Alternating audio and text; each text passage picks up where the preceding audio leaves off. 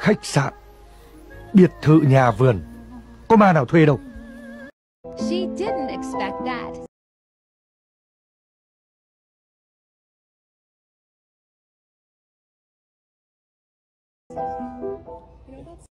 She didn't expect that. You know that song Golden Hour?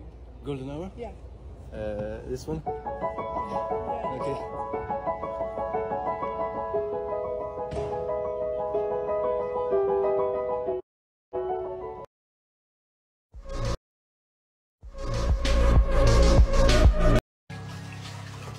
Em. Ôi trời ơi.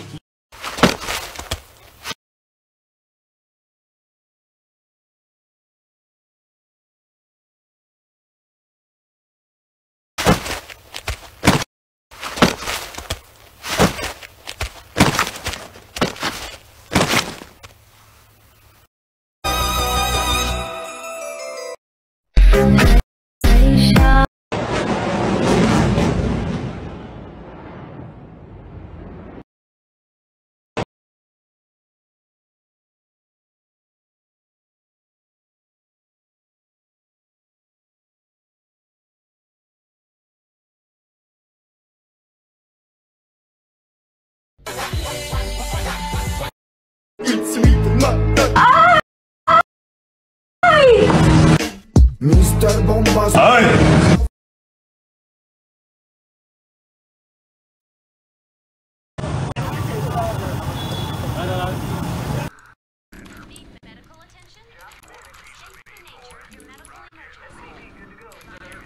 Là rẻ rồi nha. Vẫn đang in cho mọi người là gel chăm sóc vùng kín đũa thần của nhà em đây mọi người.